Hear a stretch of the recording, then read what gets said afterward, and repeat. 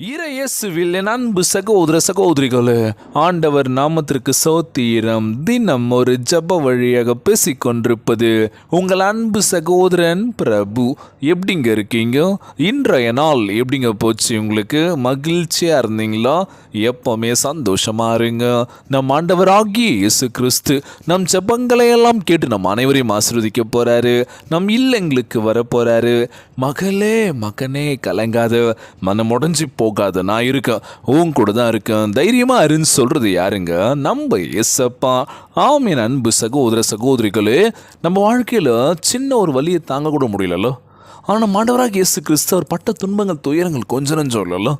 இன்றைக்கி சின்னதான ஒரு விஷயம் நடக்குது வாழ்க்கையில், போடா பார்த்துக்கலான்னு சொல்லி விடும்போது தான் ஒரு காலகட்டத்தில் பெரிய இஷ்யூவாக மாறும் போது, அப்போவே இதை நான் முடிச்சிருந்தேன்னா இவ்வளோ பெரிய விஷயத்துக்கு வந்திருக்குமா யோசிக்கிறோம்ல. இன்றைக்கி நம்ம பண்ணுற ஒவ்வொரு சின்ன சின்ன தவறுகள் என்ன அப்படின்னா, பார்த்துக்கலாம் யாருக்கு தெரிய போகுது? யாருக்கும் தெரியாதுல்ல. பார்த்துக்கலாம்னு சொல்லி விட என்ன ஆகுதுன்னா, அது அப்படியே பெருசாக ஆகி அவ்வளோதான் இல்லை, போச்சு இல்லை, அவ்வளோதான், வாழ்க்கை முடிஞ்சது இல்லை. இன்றைக்கி எத்தனை பேர் குடிக்கிறாங்க, தவறான பாதையில் போகிறாங்க, தப்பான பழக்க வழக்கங்கள் கற்றுக்குறாங்க, யாருமே பார்க்கலப்பா. பண்ணுற வரைக்கும் பண்ணிகிட்டு இருக்கலாம், மாட்டும் போது பார்த்துக்கலாம் அப்படின்னு நினைக்கிறோம்ல.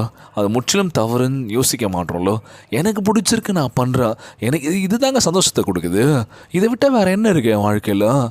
இன்றைய காலகட்டத்தில் எவ்வளோ பேர் எவ்வளோ விஷயங்கள் பண்ணிகிட்டு இருந்தாலும் நீ என்ன பண்ணுற? அடுத்தவனை பார்க்காத, உனக்கான ஒரு வாய்ப்பு காத்துட்ருக்கு, அதை நோக்கி ஓடிக்கிட்டே இரு. இன்றைக்கி சின்னதாக ஒரு விஷயம் உங்களை ஷேர் பண்ண வந்திருக்கேன். என்ன அப்படின்னா, வறுமையிலும் வறுமை, அப்படிப்பட்ட வறுமை.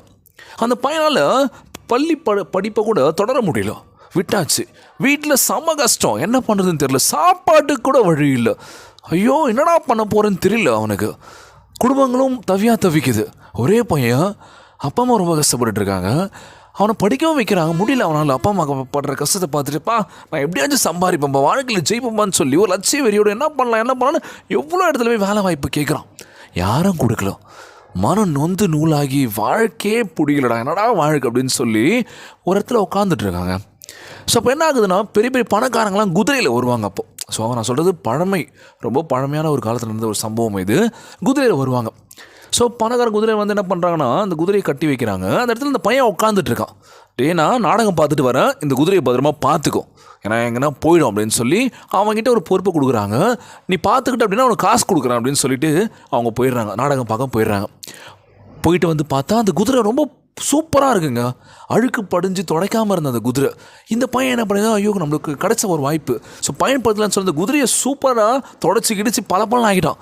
அந்த பணக்காரருக்கு ஒரு ஷாக்டு, பரவாயில்லைன்னு சொல்லிட்டு அவனுக்கு கொடுக்க வேண்டிய காசோட அதிகமாக கொடுத்தோன்னே, அடடா பரவாயில்லடா இது நல்லா இருக்கேன்னு சொல்லி தினமும் அங்கே உட்காடுறான். நிறைய பேர் என்ன பண்ணுறாங்க, அவங்ககிட்ட குதிரையை விட்டு போகிறாங்க. ஸோ ஒரு குதிரை தான் நீங்கள் விட்டாங்க. இவன் பண்ண அந்த வேலையை பார்த்ததுமே அங்கே வந்த எல்லா பணக்காரங்களும் அவங்ககிட்ட அந்த பொறுப்பை கொடுத்துட்டாங்க. ஸோ பணம் அதிகமாகுது, அவன் நேர்மையான வழியில் சம்பாரித்து அவன் குடும்பத்தையும் பார்த்துக்கிறான். அவன் ஒண்டி தனியாக அந்த விஷயம் பண்ண முடியாதுல்ல, கூட ஆட்களையும் சேர்த்துக்கிறான். ஸோ இதுலேருந்து என்ன சொல்ல வரேன் அப்படின்னா, எவ்வளோ வாய்ப்புக்காக நம்ம ஏறி இறங்குறோம், வாய்ப்பு கிடைக்கல, எல்லாத்தையும் நம்ம நிராகரிக்கப்படுறோம், தள்ளி விடுறாங்க. இன்றைக்கி உனக்கு வாய்ப்பு இல்லைங்க அப்படின்னு சொல்லி தள்ளி விடுறாங்க. ஆனால் நம்ம அப்செட் ஆகி ஒரு இடத்துல உட்காரும் போது ஒரு வாய்ப்பு நம்மளை தேடி வருது. அதை நம்ம என்ன பண்ணோம், பிடிச்சிக்கணும், டைட்டாக விட்டோம் அப்படின்னா அவ்வளோதான். ஸோ அந்த பையனுக்கு கிடச்ச ஒரு வாய்ப்பு, இந்த குதிரையை பார்த்துக்க, ஒரு குதிரை மட்டும்தான், நான் காசு தரேன்னு சொல்லி போயிட்டான், நான் இவ்வளோ தரேன்னு சொல்லு. ஆனால் வெளியே வந்து பார்த்ததுமே அந்த பணக்காரங்களுக்கு ஐயோ ஒரு ஷாக்டு, ஏன் குதிரையாடா அப்படின்னு சொல்லி அவ்வளோ நீட்டாக அவனுடைய கொடுத்த ஒர்க்கை பக்காவாக பண்ணிட்டான். ஸோ அதுலேருந்து வாழ்க்கையில் முன்னேறி இன்றைக்கி ஒரு இடத்துல இருக்கும்போது செம்மையாக இருந்துச்சு அந்த விஷயம் நான் படிக்கும்போது. ஏன் இதை அவங்ககிட்ட ஷேர் பண்ணுறேன் அப்படின்னா, வாழ்க்கையில் நம்ம என்ன பண்ணுறோம், பிடிச்ச விஷயங்கள் கிடைக்கும்னு சொல்லி தேடி போயிட்டுருக்கோம், வாய்ப்புகள் கிடைக்கல, எதுவுமே கிடைக்கலன்னு சொல்லி மன நொந்து நூலாக என்ன பண்ணுறோம், அவ்வளோதான், தப்பான முடிவுகள் தான். நமக்கான வாய்ப்பு ஒரு இடத்துல இருக்குங்க, அதுவாக கண்டிப்பாக கிடைக்குதுன்னு நம்ம தேடுறோம். அப்செட் ஆகிடாதீங்க, கிடைக்கும். அந்த பையன் நினச்சிருப்பானா இன்னும் நான் ஒவ்வொன்று வருவேன்னு சொல்லிட்டு. ஸோ இன்றைக்கி ஒரு டாப் லெவலில் இருக்கும்போது, ஆனால் பின்னாடி நம்ம கஷ்டப்படுறதை மறக்கக்கூடாதுல்ல வாழ்க்கையில். ஸோ நீங்களும் வாழ்க்கையில் ஜெயிக்கலாம், விடாப்பிடியாக இருங்க, ரொம்ப லூஸில் விட்டுறாதீங்க. வாழ்க்கை அவ்வளோ ஈஸி இல்லை அப்படின்னு சொல்லுவாங்களாம். நம்ம ஆண்டவராக இயேசு கிறிஸ்து அதே மாதிரி தாங்க. அவர் பட்ட துன்பங்கள் துயரங்கள் கொஞ்சம் நஞ்சம் இல்லை, அவர் நினச்சிருந்தா என்ன வேணால் பண்ணிடலாம். ஸோ சிலுவையில் அறைகின்ற பொழுது கூட, பிதாவே இவர்களை மன்னியும், இவர்கள் செய்வது என்னதென்று தெரியாமல் செய்கிறாங்கன்னு சொல்லி அவங்களுக்காகவும் ஜெபிச்சார்ல, மன்றாடினார்ல. ஸோ நம்மளும் அதே மாதிரி இருப்போம். வாழ்க்கையில் ஜெயிக்கிறதுக்கான வாய்ப்பு இன்னும் கிட்ட நெருங்கிடுச்சு. நீங்கள் கண்டிப்பாக ஜெயிப்பீங்க. இன்றைய நாள் ஜெபம், உலகில் வாழ்கின்ற நம்ம ஜெபிக்க போகிறோம். ஜெபத்திற்குள்ளாக பயணிப்போமா? எங்களை மிகவும் அதிகமாய் நேசிக்கின்ற அன்புள்ள ஆண்டவராகிய இயேசுவே, இன்றைய நாள் வாக்குறுதி வசனத்திற்காக நன்றி ராஜா. ஆண்டவரே, இயேசுவின் வல்லமையான நாமத்தில் உம்முடைய சிங்காசனத்தின் முன் வந்திருக்கின்றோம் அப்பா. எங்களுடைய பாவங்களுக்கு ஒரே பலியாக உம்முடைய குமாரனை அனுப்பியதற்காக உம்மை ஸ்தோத்திரிக்கின்றோம் ஆண்டவரே. இப்பொழுதும் எங்களுடைய இரட்சகராகிய இயேசு கிறிஸ்துவை நோக்கி ஆண்டவரே, நாங்கள் செஞ்ச பாவங்களை மன்னியும் சொல்லி கெஞ்சி மன்றாடுறப்பா. எங்களுக்காக மரித்த ஆண்டவர், அவர் தொங்கி எங்களுடைய பாவங்களுக்காக ரத்தம் சிந்திய சிலுவையை நோக்கி பார்க்கின்றோம் அப்பா. எங்களுடைய பாவங்களை உம்முடைய பரிசுத்த ரத்தத்தினால் கழுவி எங்களை சுத்திகரிக்க வேண்டும் என்று கேட்கிற ஆண்டவரே, புது மனுஷனாக்கும்படி புது மனுஷியை ஆக்கும்படி ஜெபிக்கின்ற நேசப்பா. ஜனங்கள் எங்களால் உம்மை காணவும் உம்முடைய நாமம் மகிமைப்படவும் எதுவானாலும் சரி, எங்கு சென்றாலும் சரி, உம்முடைய வல்லமையினால் நாங்கள் வாழ்க்கையில் மிகப்பெரிய உயரத்துக்கு போக வேண்டும் என்று ஜெபிக்கிறேசப்பா. உம்முடைய பிரசனத்தை சுமந்து செல்லும் பாத்திரமாக எங்களை மாற்றுங்க ராஜா. குமாரன் உங்களை விடுதலை ஆக்கினால் மெய்யாகவே விடுதலை ஆவீர் என்று உம்முடைய வசனம் கூறுகின்றதப்பா.